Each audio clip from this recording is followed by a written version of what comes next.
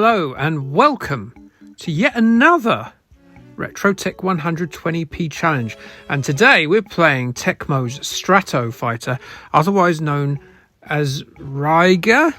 Yeah, Raiga, that's it. This RetroTech 120p challenge is this, and it always has been. And you know what? Until the day you die, or until we stop doing it, it will be this. Basically, you get as many practice goes as you want, and you can, tit around as much as you like, blowing up things willy-nilly. But eventually, you're going to have to admit that you're not going to get much further than you're going to get with this practice malarkey, and you're just going to have to press play. And once you press play, it's just 2 credits. And if you don't use those credits, you lose those credits. I don't know what that means. Basically, you get 2 credits when you die. You stop recording and you go, look, this is how shit I am. Show me love.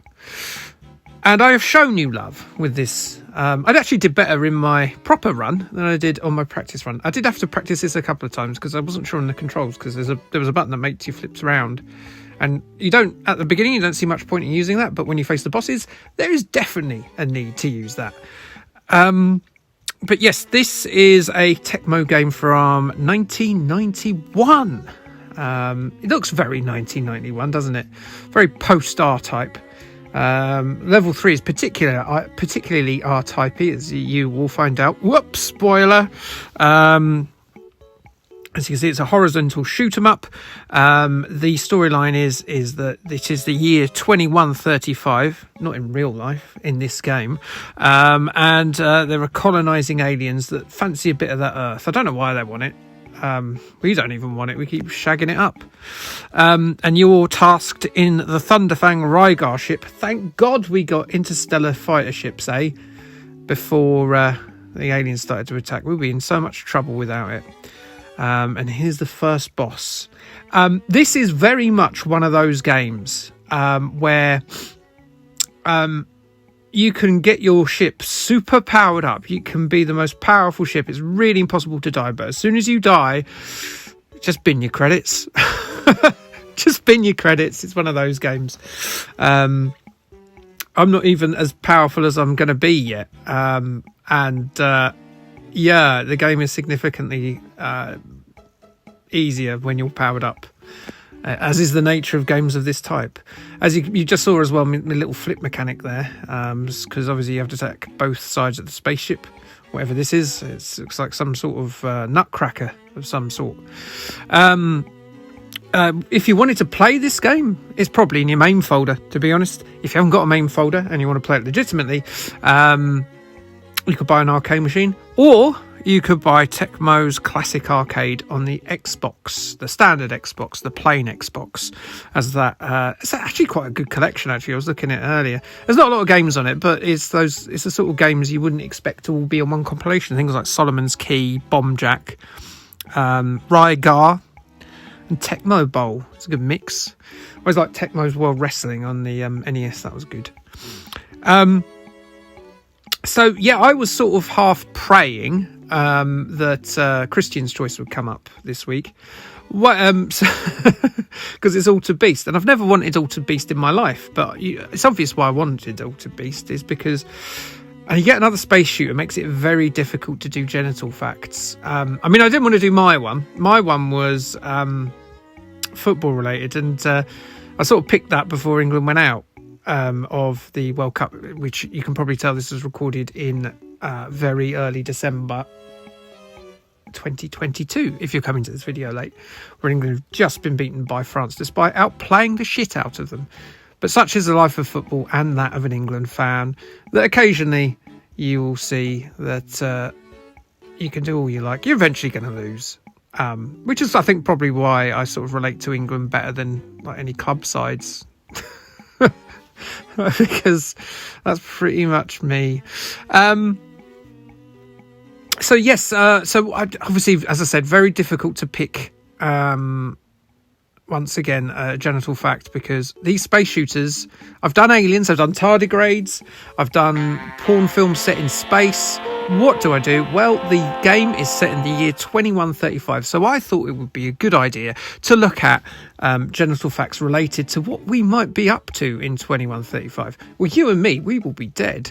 But our grandchildren, our great-grandchildren, they might be alive and still frisky as a bunny rabbit. So let's see what future historians, or people guessing, as I prefer to call them, think we'll be doing in sort of that era. So there was an article in Vice Netherlands, fellow people that went out in the quarterfinals, thanks to dodgy refereeing decisions,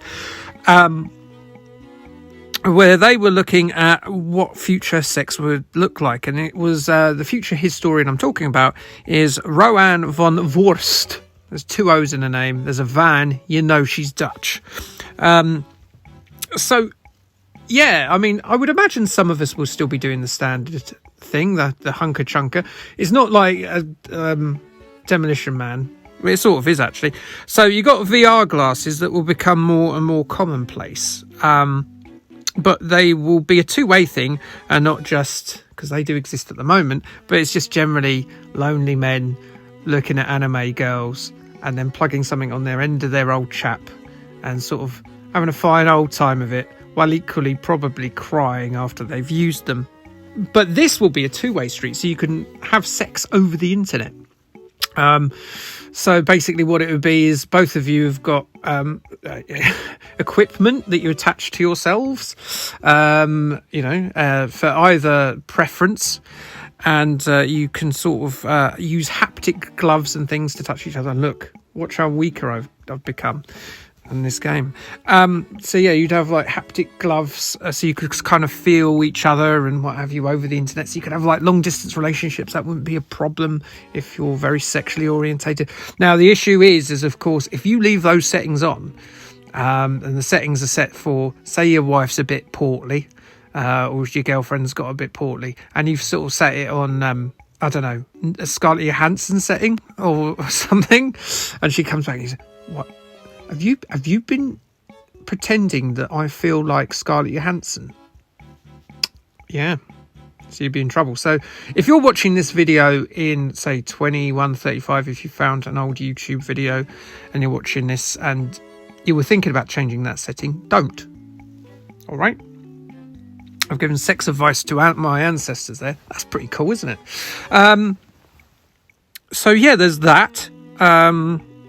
It could end up actually being, Rowan says, a more intense sexual session. So the sensors, they render it very realistic, but it could end up actually being better. So that's exciting, isn't it? Yeah, very exciting indeed. And obviously this would lead to less pre-planned pregnancies and diseases, sexually transmitted diseases. So it sounds like an improvement as well as being a bit nightmarish.